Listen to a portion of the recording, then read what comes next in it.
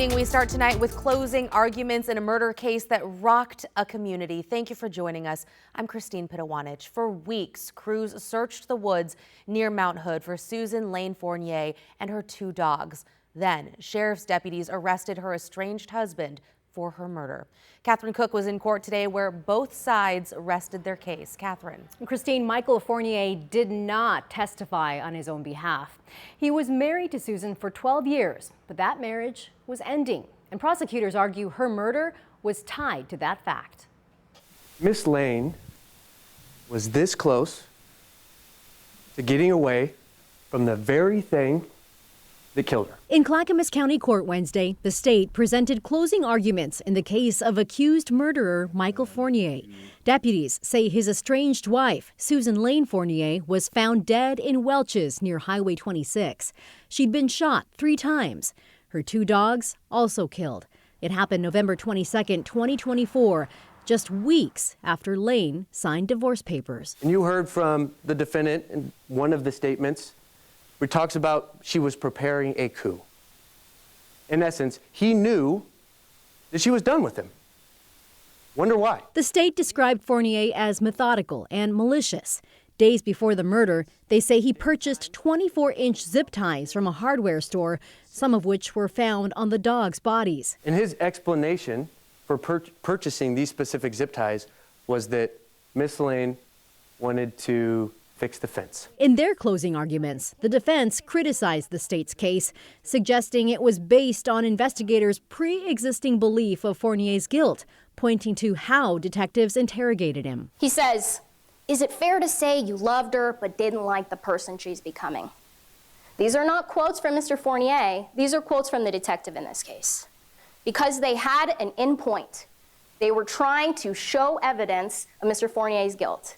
They were going to do whatever it took to get there. During the state's final rebuttal, they offered this about Fournier. Because actions speak louder than words. After closing arguments, the judge dismissed the jury. They'll return tomorrow to begin deliberations. Fournier will be tried in a separate hearing for the dogs' deaths since their bodies were found in Multnomah County. Christine. Catherine Cook reporting this evening. Thank you, Catherine.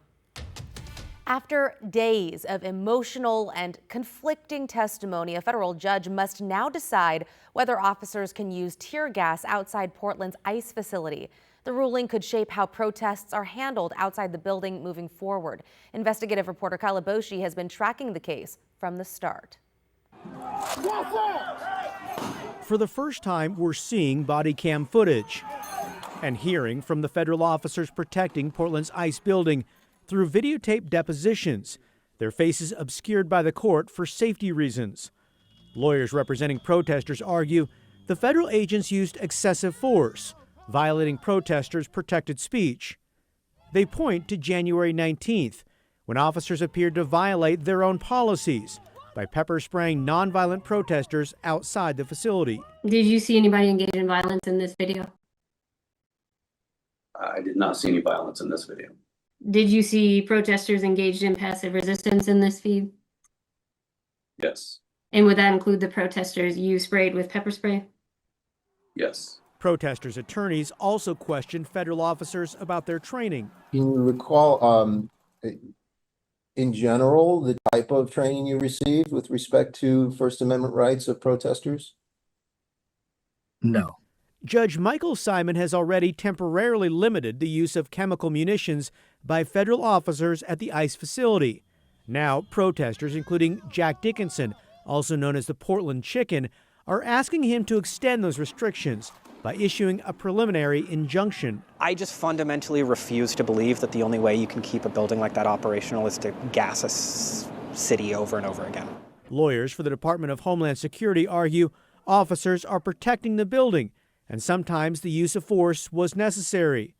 They claim tear gas and other munitions are important tools to prevent violence and keep officers safe. Kyla Boshi, KGW News. Both sides wrapped up their arguments late this afternoon. We expect a ruling in the coming days. No matter the outcome, though, the case is likely to be appealed. Okay, let's step outside for a peek from our Pioneer Courthouse Skycam on this Wednesday night, where the rain in the metro meant snow on the mountain. Chief Meteorologist Matt Zaffino here now with a first look at your weather impact forecast. Hey, Matt. Hey, Christine. Still snowing up at Timberline, as you can see from the light in the parking lot. It's a little bit blustery, too. The winds are gusting to 22 miles an hour. 6 inches new at Timberline at 6,000 feet in the Mount Hood National Forest. And there is more on the way. In fact, there's been more falling farther south. But check this out.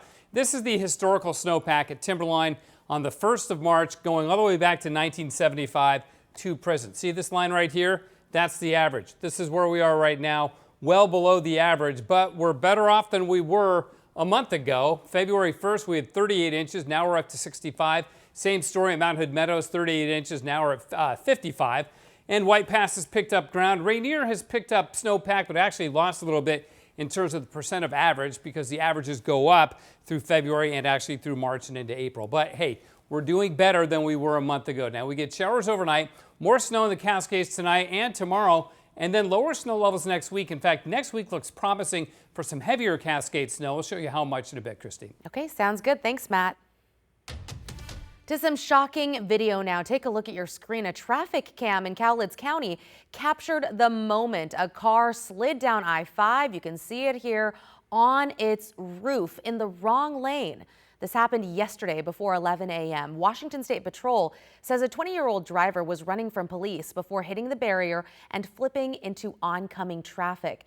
Centralia police say the driver was going over 100 miles per hour.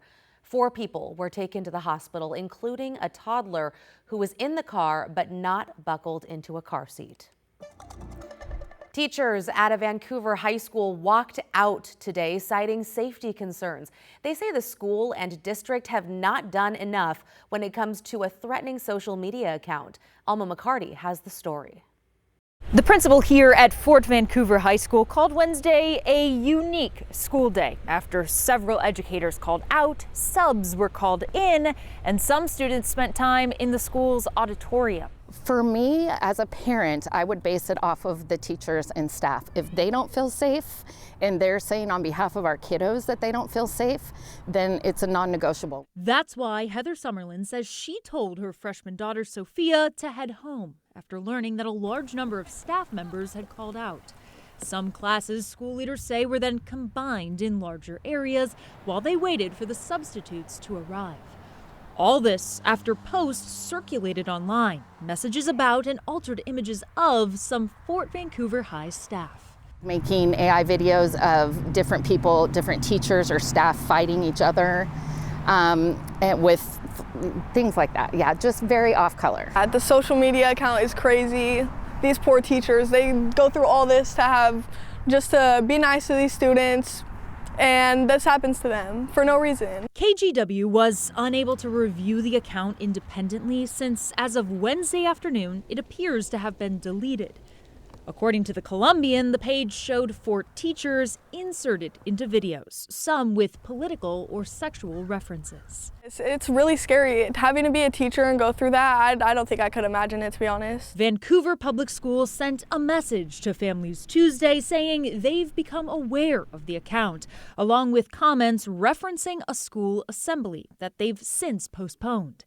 Officials said the posts were reported both to Instagram and to law enforcement as soon as they were brought to their attention. Vancouver police haven't identified the account poster and said there is no known threat. The union said that these teachers, acting of their own volition, called out, motivated by what they perceive to be a chronic lack of response by school and district administration to serious concerns regarding safety for staff and students. It very well could be a student, and if it is, just honestly, I just hope that you can get better and that you can apologize to these teachers for what you've done. In Vancouver, Alma McCarty, KGW News.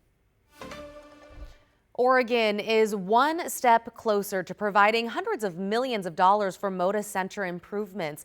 The state Senate passed SB 1501 today in an effort to keep the Blazers in town for at least the next 2 decades. This bill approves $365 million in state money for Moda Center renovations. But the investment has some strings attached. The NBA has to approve the sale of the Blazers franchise. The city of Portland and Multnomah County need to make a financial commitment and the Blazers would need to sign a lease of at least 20 years. The Blazers organization would also pick up the tab if the renovation project goes over budget. Lawmakers say they're satisfied with the safeguards for taxpayers. How do we, at the end of the day, protect Oregon taxpayers to ensure that this investment is one that is wise? I believe we did that. The Blazers sent out a statement after the vote, thanking lawmakers for approving it. The bill now heads to the Oregon House. Staying in Salem, a bill that would hike the state's lodging tax to fund the Department of Fish and Wildlife is headed to the governor's desk. This despite a warning from the Portland Metro Chamber that tourism is already struggling. The chamber saying yearly spending on tourism is still $100 million below what it was pre-pandemic. The bill would increase Oregon's lodging tax by 1.25% to fund conservation projects. According to state conservationists, more than 300 species in Oregon are considered at risk due to habitat loss, climate change, and pollution.